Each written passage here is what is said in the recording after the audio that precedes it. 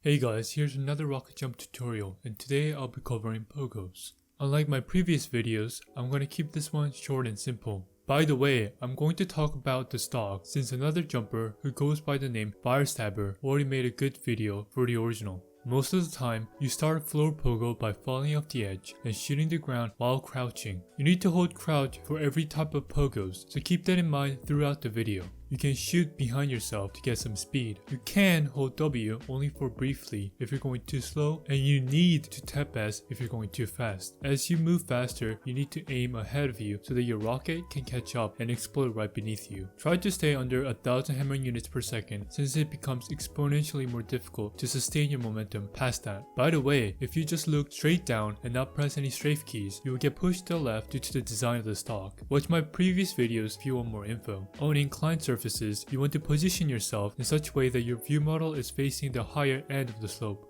So if you're going up, face left and vice versa. It's easier to take it slow, but it's possible to gain some speed on flatter surfaces. When you're trying to climb a wall, you need to always hold W. Just like what we did in the wall climb video, you want to aim slightly to the left and tap D in between your shots to not get pushed to the left. The timing is quite similar to wall climbs, so wall pogos are just mini wall climbs. You can move to the left by letting go of D early and to the right by holding it longer. This is how you get more horizontal momentum. Just try not to go too fast because it becomes harder to keep your vertical momentum if you do.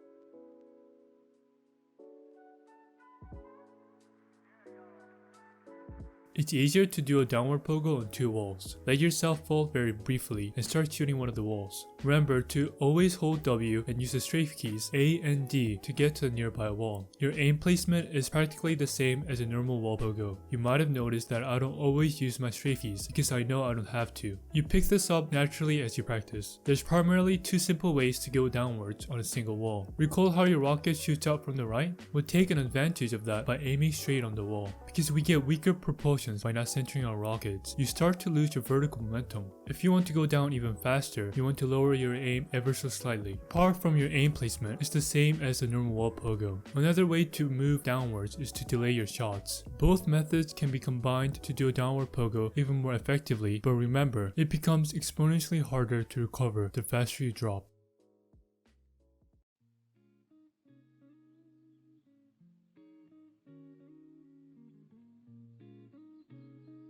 Vertical momentum is more important than the horizontal one or corner pogos. They're also easier to do the closer you are to the edge, so keep those two in mind. To get around the right wall, don't press D until you're at least halfway around the corner. Because you're delaying your D, you need to plan ahead. For example, if you think you will have enough vertical momentum after your next shot, remind yourself to press D later than usual. As you're about to go around the corner on the left wall, hold D instead of tapping it, and press A when you're halfway around it. And just like before, you need to plan ahead. Always tell yourself when you're going for it beforehand. Since corner pogos heavily rely on your intuition, they require a lot of practice. It's best if you learn the skills in the order of the video. There's more to Wallpogo than what was shown in the video, and one way to get better when you feel stuck is to watch other jumpers do it. That's how I learned it. I tried to mimic what they're doing. I hope you enjoyed the video, and next up we have queen sync and advanced wall shots.